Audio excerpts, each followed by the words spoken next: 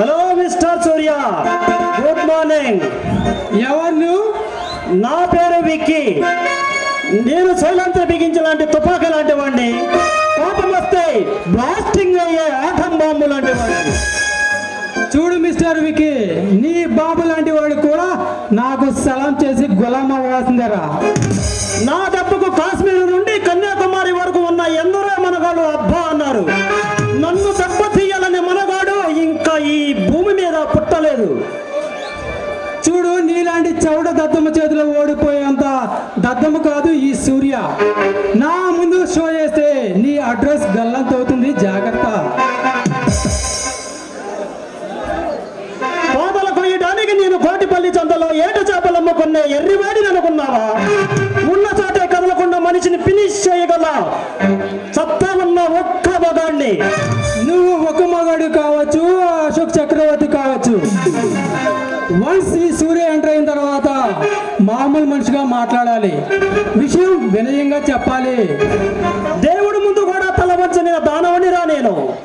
నాకేదైనా పొగరుగా పొందాలనుకుంటేనే కానీ అప్పించడం అలవాటు లేని వాడిని.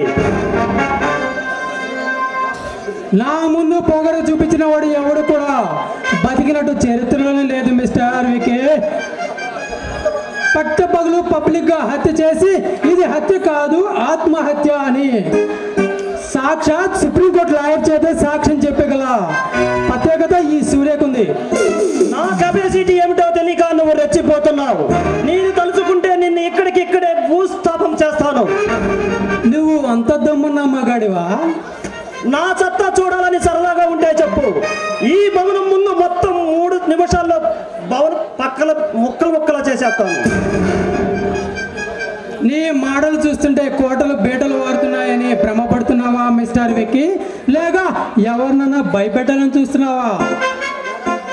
జాగ్రత్తగా ఉండమని హెచ్చరిస్తున్నాను. ఏ విషయంలో? ఖాళీ చేయించే విషయంలో. నా ఇష్టం మిస్టర్ విక్కీ. అదే నీ నిర్ణయం అయితే ఇక్కడ నుండి ఇంచు కూడా కదలలేవు. ఏ మిస్టర్ విక్కీ, నీకు చేతనైతే నన్ను ఆపుకో చూద్దాం. అయితే నన్ను ఇక్కడ ఓడించి అక్కడ ఖాళీ చేయించు, నేను చూస్తాను. అయితే కమాన్.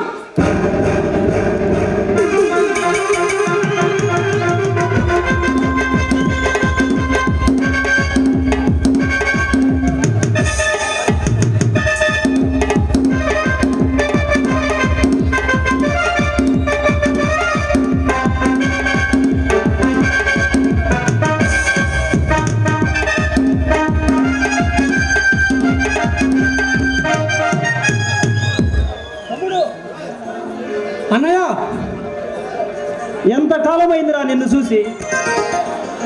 అన్నయ్య, అమ్మ నాన్న ఎలా ఉన్నారన్న? అదేమిట్రా నన్ను అడుగుతున్నావు? వాళ్ళు నీ దగ్గర లేరా? అదేంటన్నయ్య, వాళ్ళు నీ దగ్గర ఉన్నానని నేను ఎంతో ఆశపడ్డాను.